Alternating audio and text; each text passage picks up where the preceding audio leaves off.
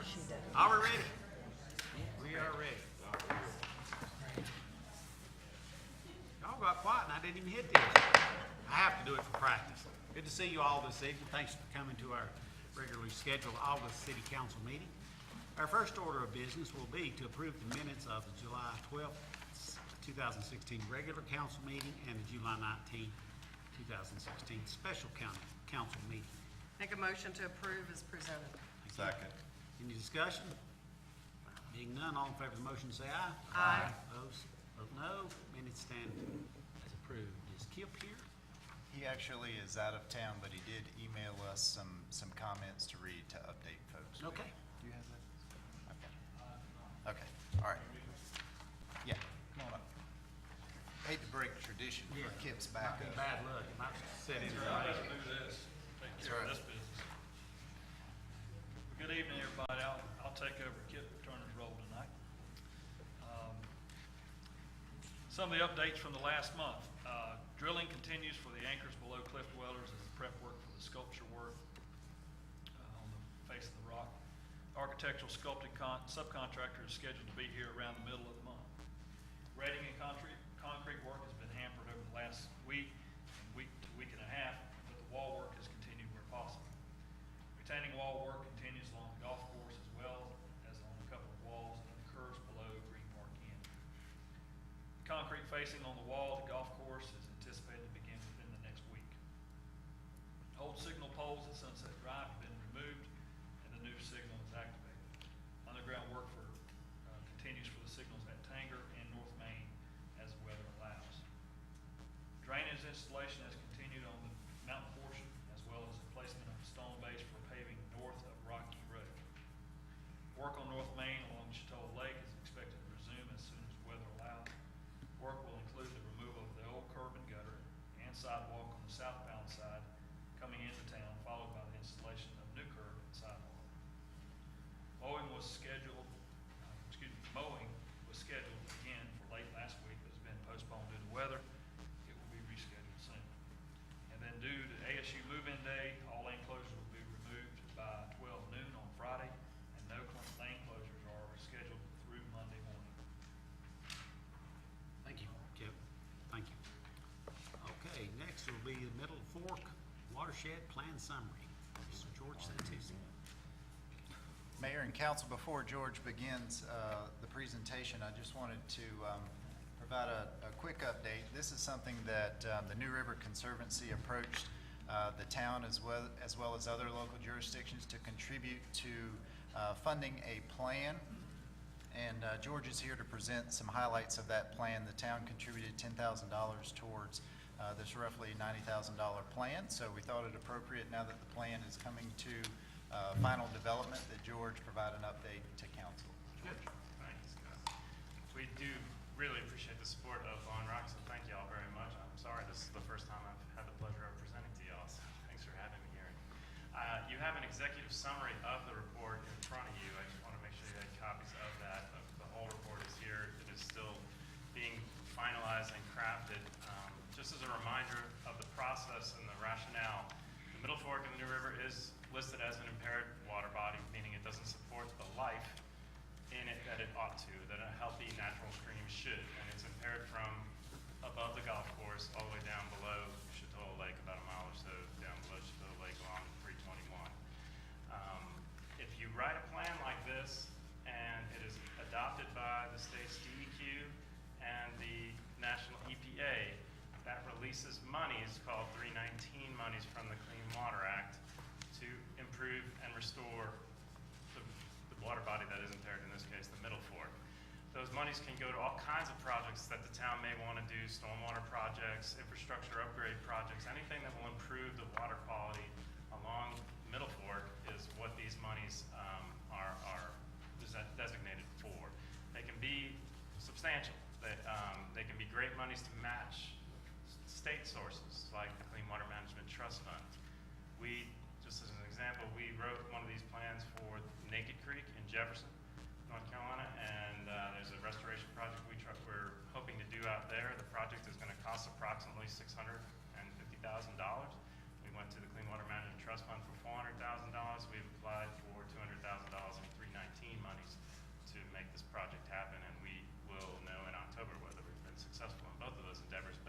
that's the kind of money that can be leveraged when the plan is adopted and approved by the agency. So essentially what this plan indicates, I don't know that there are any shocks or surprises in there. The reason that the stream does not support the life it should is because the habitat has been degraded. The habitat is all-inclusive, not just what's in the stream, but in and around the stream. So what is commonly referred to as the riparian buffer or the stream side buffer. So having really dense woody vegetation along the stream buffer shading the streams is critical for the creatures that live in the streams. It's not always maybe something that residents and others like to have around the stream. So what we're doing is trying to seek a balance and try also understand this is a town. It's got streets, it's got roads, it's got parking lots. We're not going to rip all those things up. We understand that. So there are other ways to mitigate the impact of asphalt and concrete and the like. That's what I really want to talk to y'all about tonight is what are some possible alternatives, what are some possible projects that can be installed to address these issues, what kind of partnerships can we do with y'all to fix this. So up here, you can see that we have stream bank stabilization. So a big problem with the life in the stream, and it's ironic to think that dirt is pollution, but dirt is pollution when you breathe through gills and you live on the bottom of a stream. If you're covered up with mud and your home is covered up with mud, then you have a really challenging time living. So eroding stream banks are really bad for those critters. They're also really bad for landowners. If you happen to own property along a stream and it's eroding, you're losing property one way or another. And so there's a win-win here when we stabilize these stream banks. And we traditionally do that through plantings of the buffer areas, and through some rock structures. And I have a few examples. So you can see up in that top corner, that's a denuded section of the river.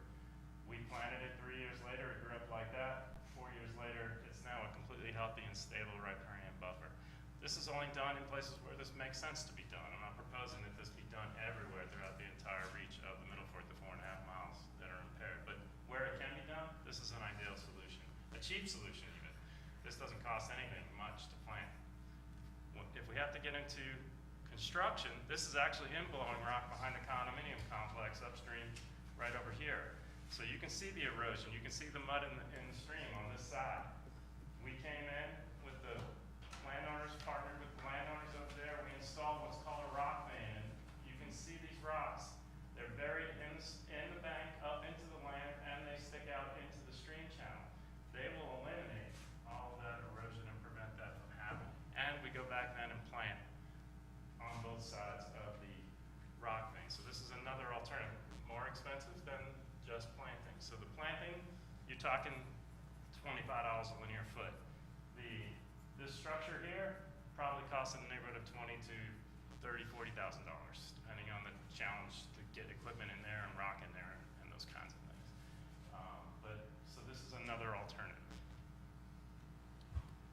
Stormwater is, again, in a city like this, stormwater is probably the greatest challenge. So we have streets, again, we have parking lots, we have all these different places where, and usually, traditionally, the goal is to get this stuff out of town as fast as possible. You have flooding occurring on parking lots, you have different things that are more of a nuisance to the citizens. So we put in grates, we put in pipes, we try to get this stuff out here. But that volume and that velocity is what really impairs the water and impairs the river. So these are some structures that will help mitigate that. So this one on the side is what's commonly known as a rain garden. And you can see up here as what's referred to as a bioswale, a general depression that's grass. The rainwater that's coming off the structures and everything flows down through there, gets caught in a structure like this that's vegetated, that slows all that down, that absorbs the nutrients that are in there to remove them, and, oh, sorry. We didn't have it. I'm sorry. We were trying to act like we were listening. We got them now. Anyway, so a rain garden is a really inexpensive, and this can be done on a residence. I mean, this can be done on a single property. It can catch the stormwater off of a roof of a building, off of driveways, off of parking lots, off of all kinds of different structures. It's a real simple, easy way to catch that stormwater, let it slow down, let the any muds and other pollutants in it settle out at the bottom, and then it flows out the tail end of the structure slowly into the stormwater system. And then, of course, where we need to have payment, an alternative is permeable pavers. This is actually a law firm in Boone that we did this project on. This is Casey & Casey Law Firm on the western side of Boone, almost near the cooperative extension out that way. And we installed, this was a test project, there was never a state standard developed for permeable pavers in the mountains. There'd been a lot of work done down east in the Piedmont, but nobody knew the right amount of substrate and the depth of that substrate here in the mountains, what was recommended. So we installed 3 cells in this parking lot with concrete barriers separating them with different substrate mixtures and different depths. And we had an outfall in the back end of the parking lot with a water quality monitoring, an electronic digital water quality monitoring system that captured the outfall, and we, from that data, could determine the optimal depth and quality of the substrate. So now that standard is set in the state of North Carolina for the mountains. And this was the test project, and we'd love to see this replicated elsewhere, here in Blowing Rock, more in Boone. So these are the real tangible alternatives to improving water quality. One on a much grander scale, and this is more challenging, but it is local, it is here in Boone. I wanted to share it with y'all. So I don't know if you're familiar with the Clausen Bernie Park. It's the armory is right over here, and this is Honey Hills Lane, and the Boone water, one of their water intakes is right over here. Anyway, that oblong, crazy V-shaped structure right there is an 1.25 acre wetland that catches 30 acres of stormwater. This is the whole State Farm area, right over here. All these stormwater pipes are funneled back to right here. And there's a big underground cistern here and a solar-powered pump that will occasionally pump the water up and put it into that wetland. And that's really just like the rain garden I showed you, just big, 1.25 acres as opposed to just a few hundred square feet. And it does exactly the same thing. So the water comes in right here, and it flows out the very tail end of that into the river, right down there at the very bottom corner. And it really lets all that stuff settle out, lets it slow down, and much cleaner water passes out the bottom and into the river. So these are just some real simple examples of what can be done here in Blowing Rock, and I hope that serves y'all's purpose, and I'm happy to try to answer any questions that you have. On that, how much will sedimentation start building up to where you have to either haul some off or do something with it? There is maintenance required on any structures like this. Something this size, it would be years and years before that needs to be done, but you're right, it would certainly need to be dipped out from time to time. I would think. It's been out there for 5 years now and it hasn't been touched yet. The smaller rain gardens might have to be done more frequently. Are you using any of this water for irrigation purposes? This water, no, they're not using that water for any, no. So you're not doing reclamation right now? No. No. Our sole purpose and goal in this project is to restore the health of the Middle Fork so we can get it off this impaired stream list and get it back to supporting the life it can, so the trout fishermen downstream can have a better trout fishery and want to come to Blowing Rock and fish. Any question? Nice presentation. Well, thank you very much. Thank you. All right. We will get this submitted to DEQ in the next weeks. We'll get that, and once we hear approval, we'll report back to y'all. Thank you, good luck. Thank you. Thank you. Okay, under the consent agenda, we're gonna move the first item down to the discussion agenda. It'll be the first item under the discussion agenda. So the other thing we have in the discussion, consent agenda is Art and Park Day change in 2017 from May 13th to May 20th. Thank you, Mayor. We had a request from the Chamber of Commerce after the official approval of the initial schedule. It turned out that some different folks noticed that that actually happened to be the Mother's Day weekend, and it's also the same weekend as ASU graduation. So given all of those things going on, they felt it would probably be less of a traffic creator in Blowing Rock if they were to shift that particular Art in the Park date from May 13th to May 20th. So that's the only item on our consent agenda this evening. Okay, pleasure. Make a motion, we approve. Second. Motion second, further discussion? Being none, all in favor of the motion, say aye. Aye. Opposed, vote no. Stands approved. We'll move to May 20th. I think that's a good idea and a good choice. Okay, now, under discussion agenda, vehicle and capital equipment financing package bid award. I'll do that. And Scott's going to. Thank you, Mayor, and Nicole's here to help with this agenda item. Number one, I'd like to apologize for the rather late nature that council got a lot of the information associated with this. This is the process under which we go forward and we try to formalize our actual bid proposals with all of the vehicles identified in the current year's adopted budget for replacement. So we begin that process early in budget preparation to get an idea of the cost associated with each of those vehicles.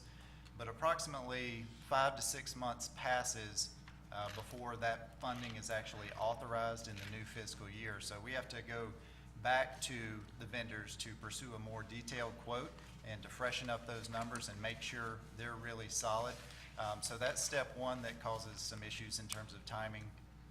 The second one is actually getting them to respond with a firm number and trying to search for something that gives us the best value. So that process takes a bit of time. Once those are all packaged together, we actually add up all of those vehicle prices and we go out for bank financing. So all of these are funded much like our own personal vehicles with bank financing, and we typically stretch out the term of that loan over 3 to 4 years depending on the situation.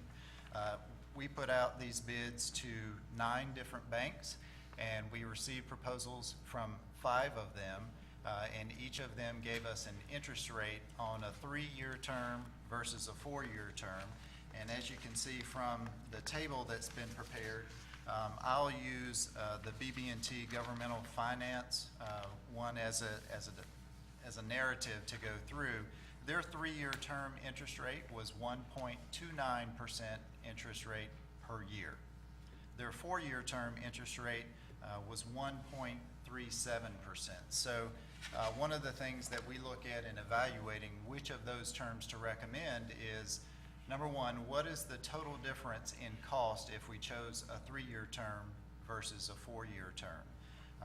The additional interest cost over the entire 4-year term, if we were to go with a higher interest rate of 1.37%, is about $2,200. So that is one thing to consider. The other thing that we look at is the difference in the annual debt service payment amount. How much is that annual payment going to be?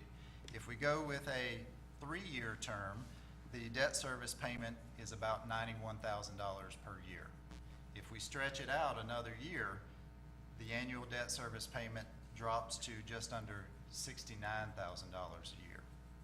So it's about $22,000 less expensive in terms of cash flow each fiscal year in trade-off for spending $2,200 more over the life of the term. And for the impact of our budget, we've done this the last couple of years, stretching that out to a 4-year term. That does a couple of things for us. Number one, it lowers our cash burden need in each individual year's budget. It also more closely mirrors the actual life of the assets that we're buying.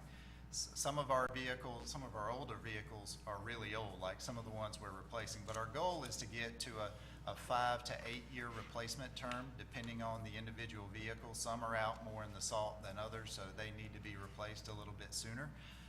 So we are actually recommending a 4-year term so that the lower amount is burdened on each year's annual operating budget. So that would make the debt service payment roughly $69,000 versus $91,000 for a year.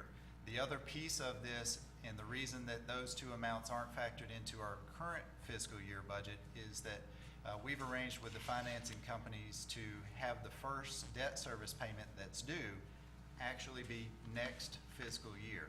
So even though we're able to borrow these funds to buy the equipment identified in our current year budget, the first debt service payment is not until next fiscal year. So that gives us some additional flexibility. We'll actually be able to get these vehicles on board and use them anywhere from 6 to 9 months, depending on when an individual one arrives. So that's part of the background of how we got to this particular point. And we pushed a little bit harder to try to get this to you at the August meeting because last week we had a pretty substantial failure on our street sweeper machine. It lost a hydraulic line, and we've identified one that is available on the used market that we can have on board very quickly if we're able to go ahead and make this recommendation now. So that's background information, and I'm happy to answer any questions you might have. I have one. Are all of these items replacement, or are some of them new? Yes, sir. New in the sense that Replacement, yes, sir. these are all replacements? Right, Everything that's on your list to be Right. financed? right. Except for, Except for? there is a shop building that we've identified for $20,000 is our estimate for Okay. building a new shop building in the storage yard down at Public Works to get some of our assets out of the weather. That's not a replacement item. What are you gonna do with the old ones?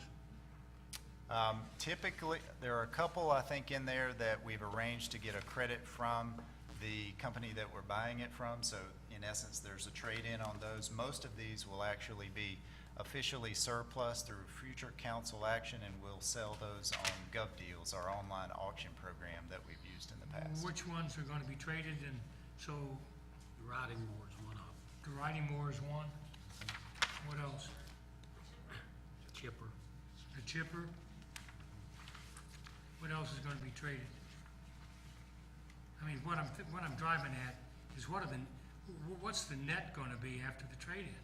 These are the net amounts. We're actually borrowing, the trade-in amount has already been factored into Oh, these amounts. okay, that's what Yes, I sir. wanted to know, Scott. We presented you the net The amount. net amount, Yes, sir.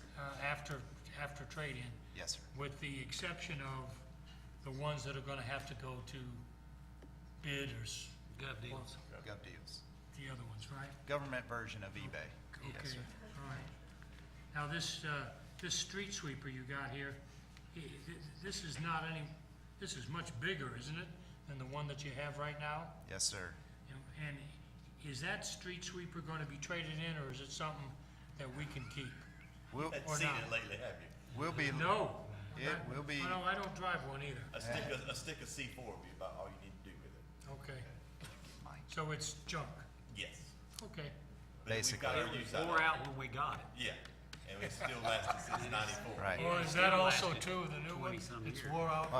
No, this one's only a couple years old, and these are really expensive, brand new. So, we've arranged to buy, one Give me an used from- example of that, would you? Total When you cost say of a brand new new, one. how much are they brand new? I've asked for Mike to come in to share. He's serving double duty this evening. He's also running our video equipment. Mike, the price of some of those new street sweepers we were originally It's looking comparable at. to what you're getting. About 120,000 to 160. Okay. So you're getting this one for 60. 60, so that's half. Yeah, good. Okay. When was the last time we gave you a dump truck? When was your last dump truck?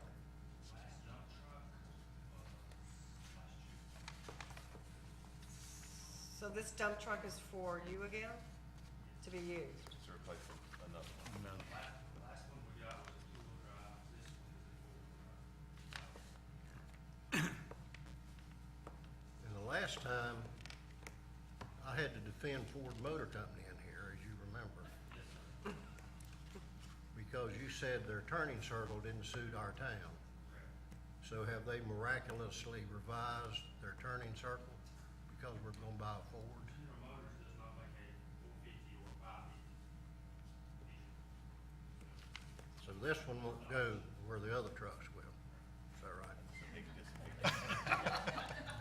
This is a big truck. Tell me about this building, this storage building. How big is it? Mike, do you remember how big those dimensions came out to be? 20 by 30? Does it have a floor in it? Concrete floor, 3 sides, and roof. Same as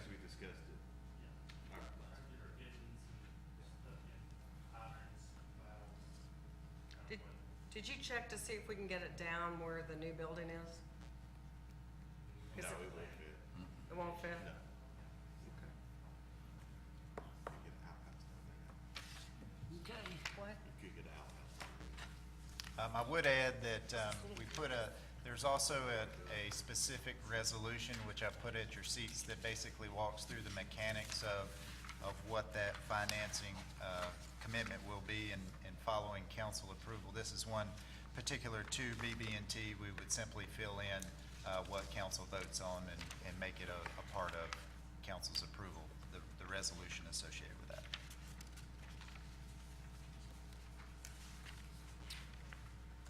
And this for Parks and Rec, is it a utility body or pickup body? I believe it's a pickup body.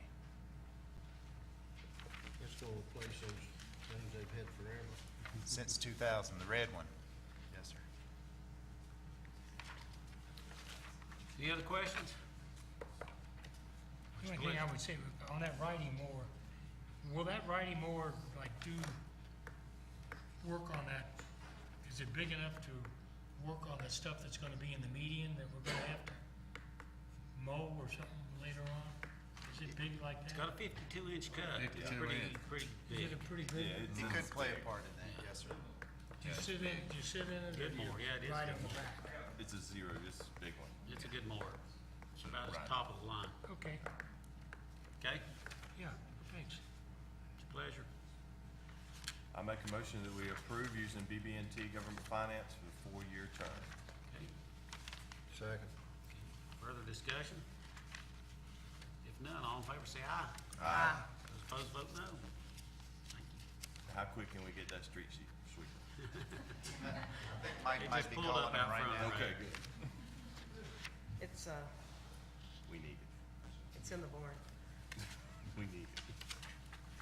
Okay, next item, New River Falls fence permit application. Kevin? Are we gonna do Sunny Rock first? Oh, I'm sorry, I looked right over it, I'm sorry. Kevin, you can still stay up here. Sunny Rock Restaurant. Still No need to go anywhere. All right, I apologize. that's okay.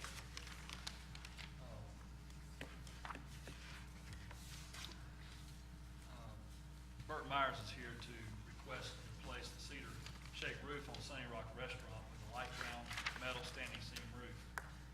Last year, if you remember, that the council approved a change of the roofing material in Foggy Rock to a charcoal gray metal standing seam. And according to the land use code, if the change to the roofing material is to metal standing seam and it's more than 25% of the roof, council approval is required for that action. This shows the Sunny Rock roof with the cedar shakes. It's been on there for a pretty long time. They have replaced those probably in the last 10 years, 10 to 12 years. And then this shows the metal standing seam on Foggy Rock that they finished, I think, last year. The color down here, the gray, is the Foggy Rock roof color, and this is more of a brown in the top left corner. That's what they want to replace it to. So, if you have any questions, glad to answer those. Merv's here as well. I just have one for you. Okay. What was the thought behind the thing that said 25% of the roof that had to get approval? What was, when you put, whenever that was put in, what was the thought behind that? I believe it's because we didn't allow metal standing seam at first, and we wanted to ease our way into allowing that as a new material on our commercial buildings. And so it was like just to allow up to 25%, you know, on some dormers and some parts of the roof we'd be comfortable with. But when we go beyond that, and it's something new like this, that council approval would be necessary. If my memory serves me correctly, these metal roofs cannot be used in town center. No, they can go anywhere. When we Really? changed the ordinance, we did allow them to go in any situation on a commercial building, but with the caveat that if it goes to 25% and it's not a total rebuild of a building, like if it's a conditional use permit or something like that, you're already gonna have that approval process. But if it's something simple like this, beyond 25%, then your approval would be needed. In commercial. In commercial. Yeah, for Do single we have a family, it's not. Do Do we have a color chart? Is this the color chart they can pick from? Or Yes, that's the manufacturer's. how about for the town? It would meet our color chart. We have a color chart for roofs. No, we have a color chart, not specific for roof or siding or anything, it's just a color. The chart. one for paint? I'm sorry, The one for paint? yes.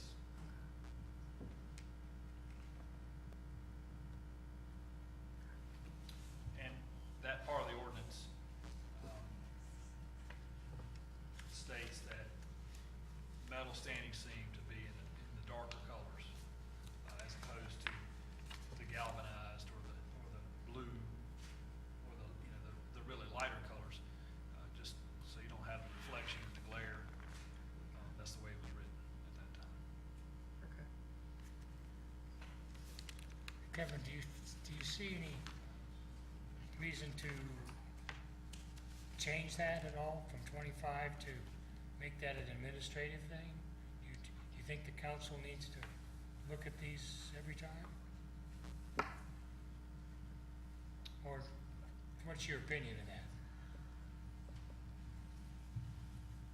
Given that we've had some time where we've seen this, and if the council is comfortable with the product that's been put out there, if you'd like us to do that administratively, and keep it within the time, within the colors of the darker end of the spectrum, we would be fine to administer that. Well, I would just ask the council, is that something you'd want to pursue? Do you want to keep? That'd be a good thing, put on a retreat there. Okay. And give us, and I think we need to look at Alright. what colors we like, and like talking Okay. about reflection and stuff that we could. We put it on the It would be retreat item. different. Yeah, I vote for advice and consent of council. Okay. We'll talk about it. Okay, what's your pleasure? Make a motion to approve the Sunny Rock restaurant roof change request. Second. Further discussion? Being none, all in favor say aye. Aye. Opposed, vote no. Thank you. We'll get them, Wait till it Bert. quits raining, Bert. We might be back from our retreat by then. Yeah, right. Phyllis will Thank get you. up there and help you. Okay, glad you're here, Kevin. New River Falls fence permit application. New River Falls Property Owners Association is requesting approval of a fence permit that would authorize construction of a fence between their property and Valley Boulevard. The proposed fence is designed to provide privacy and sound deflection from the highway noise. The star represents the location of New River Falls, and this shows it right beside Highway 321. The proposed fence would replace an 8-foot high fence that was removed due to the 321 construction and would be between 8 and 12 feet high. There are two proposed finishes for the outside of the fence. One design would match the simulated stone form ladders on the 321 project, and the other design would be similar to the lap-sided finish of the previous wood fence. Since the proposed fence is taller than 6 feet and taller than the previous fence, Land Use Code recommends review and approval by town council. Jerry Miller, POA President of New River Falls, he's prepared a PowerPoint presentation and a summary of the fence proposal for your review and consideration. So at this time, I'd like to invite Jerry up to go through his presentation.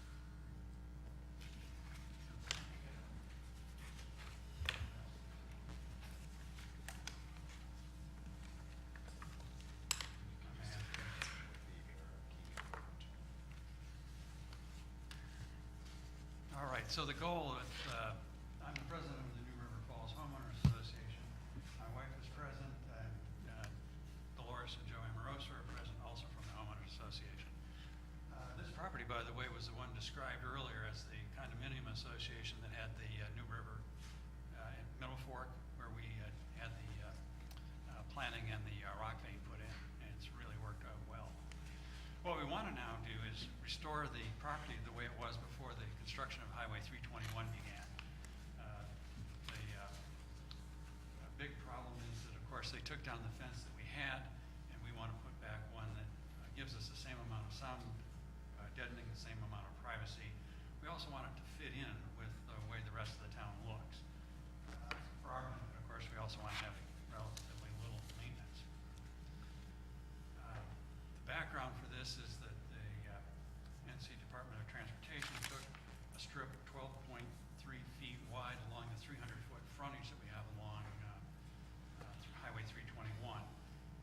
was just enough to take away the fence that we did have there, so now we've got to figure a way to replace it. In the process, instead of the land sloping down, it used to slope up from west to east to the fence where it was sort of on a crest. They've carved that down, so now it's sloping down. When we end up putting a fence on top of that, from our side, it's not gonna look like a 12-foot fence, it's gonna look like a 9 or a 10-foot fence. That also makes up for the difference that the highway, instead of being down where it is now 2.5 to 3 feet higher. So that'll give us the same kind of visual separation that we had before. And you need the visual separation because you need line of sight separation to prevent sound from the highway to come through into the townhouse area. The highway, of course, is much closer now than it used to be. It's 2 lanes plus a median closer than it used to be. It's running faster than it used to be because traffic is a lot smoother. There aren't any barrels that people have to zigzag their way around, so it is noticeably noisier than it was earlier in the year. Kevin gave you a brief description of where it is. What I've got on the next slide is a construction drawing. And essentially, I've labeled where Papa Joe's is. And this is where New River Lake Drive used to be. It's been relocated so that it now comes off of Church Street. And essentially, all we have is this 300-foot long stretch. This is the south end of it. The yellow line is the fence that we want to put in. The others indicate some kind of utilities that we're going to have to be careful to go around when we put that fence in. The dash yellow line, you see over here, is where we would like the fence to be if we can do a land swap with the Department of Transportation. That would give us enough space to put trees inside the fence line, right along that part that used to be a little bit of a sidewalk. If not, we'll just build it on the property line.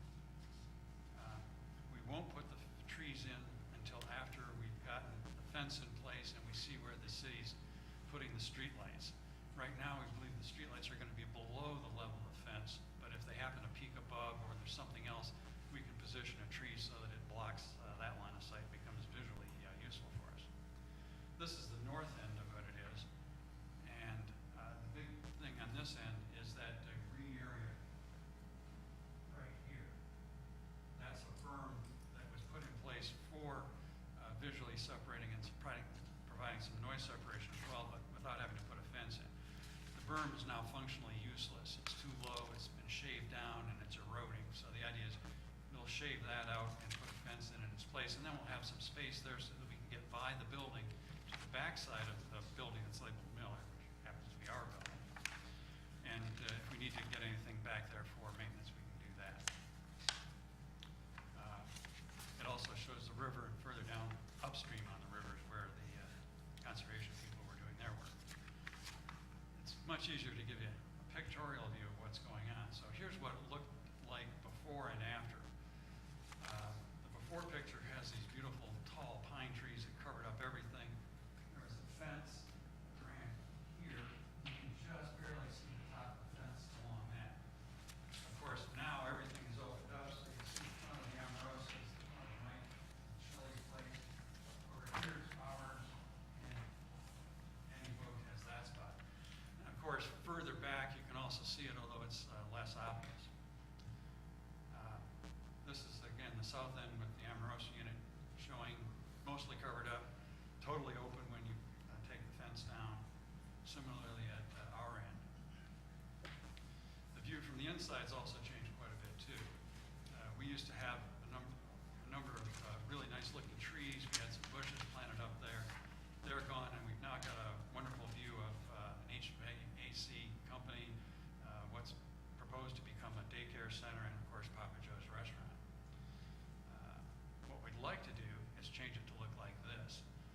This is a stock photo. Basically, it was a manufacturer trying to show what his wood grain cement looked like. I colored the left-hand panel here to simulate what we'd like to put in. But this is actually a pretty good representation of what we'll have inside the fence.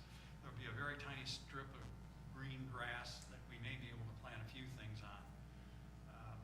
But it would look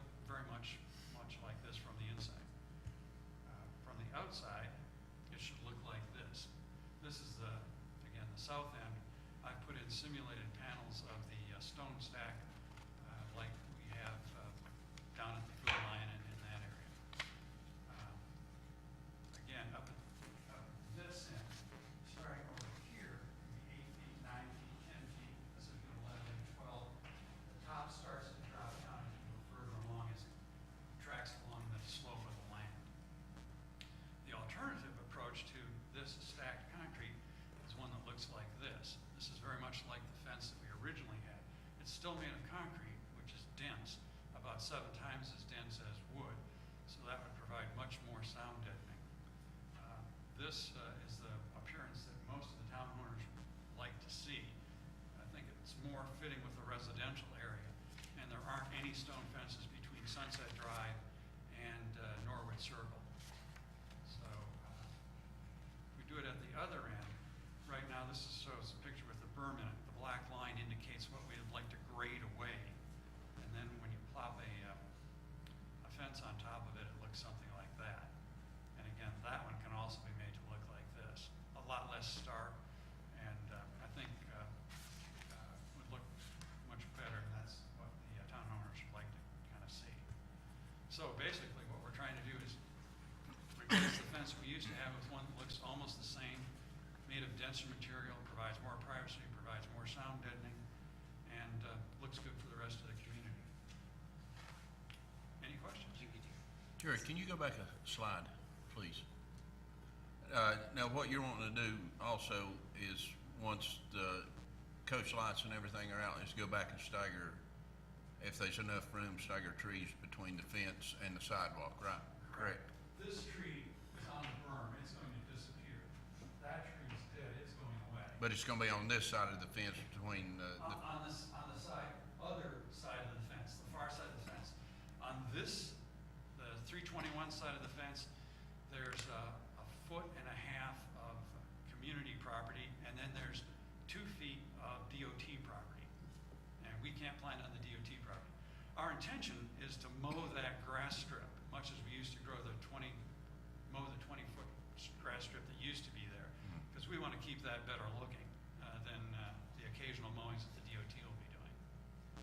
And you're gonna have the fence on the south side too, in front of your place to protect you? This is the north end.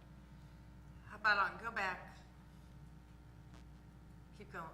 See right there? Are you gonna have it going down that side too? Yes, that's Okay. easiest to see if I back That's the up yellow line, to, not a yellow line. That's contingent, isn't it? to this one, to this slide right here. Okay, so it It's will go all the contingent. way It's around. trade. It's not it. They're gonna do it either way. 3 panels. If I Okay. get a half panel built, I might go 3.5 panels. But it does come across that, and at the other end, You have a small, it's got 1 panel. okay. Goes right through the utility pole that's there now. We can't go any further than that. We really don't want to go any further than that because we run into the riparian bellwood. Is DOT reimbursing you at all? Yes, we've just, I haven't gotten the check yet. I've seen the check. You're talking about it?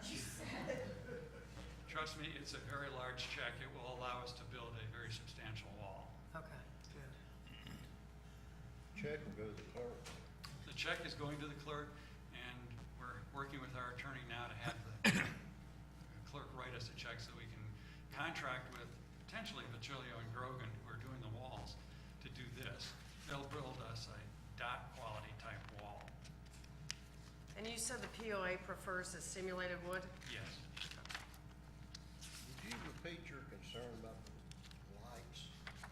Yes, if the street lights were placed outside the wall and they were more than, say, 14 or 15 feet tall, they would shine over the, on this particular side, they would shine over the wall right into my living room windows. We prefer not to do that. Our They're understanding downforce is light. these will be 12 feet tall. That's our And that's what understanding. I've learned, that they're likely to be 12 feet tall, or even if they're only 14 feet tall, they'll be just below the height of the 12-foot fence. So that should allow it to have nothing done to those streetlights. We're gonna wait to put the trees in, just to see where things go, because there may be other things we wanna screen out. Since they are downforce, we decided think that's gonna help. Yes, yes, I've seen the one out back, and that should do the job. Any questions? Other questions? What are you asking for? We're asking for permission to make it 12 feet high in some Rather than places. 6 And, or 8. and to allow us to put the simulated wood fence on the outside. As I understand it, our ordinance says that all fences are gonna be 6. But because you already had an 8-foot, you could, in fact, replace it with 8-foot without even coming to us. Correct. But you don't want, that 8-foot is not high enough for what you want. Correct. Now you want the ability to go up to 12 feet, It'll be 12 feet measured Which on the is- outside, yes. a 50% increase from 8 foot. Yes. Now, my only question then is, what impact would that have, if any, on the consequences of our ordinance? Somebody else coming back and saying, Well, we deal with it on individual basis. Well, and I think they have a hardship because they had lost their entire frontage. So I think, I No, I would understand consider this a that, but that- hardship, which would be a reason that I would support it because, they have no buffer. And I see the increase in the height too, because the road is definitely a whole lot higher than That's what right. it was Yeah. originally And the land planned. sloping away. Yeah. Is the variance legal, Kevin? Yes, it gives you that authorization to consider the different situation that they're in, as opposed to just, somebody just wants one. Their situations is unique. No precedent involved here. I don't think so. We think Alan. What do you Don't think? think, No Kevin, problem. Alan says no. you Okay. say no? Alan says no. Alan said, Alan "Well, I says it's okay. Remember him. Okay, what's your pleasure? I make a motion to approve, go ahead. Yeah, I'd like to make a motion to approve the New River Falls fence permit replacement and for it to be the wood panel on the outside like you were requesting for your homeowners. Second. Discussion. In favor, say I aye. think it's necessary. Thank you. Any opposed? Happy fencing. Just in time for the Olympics.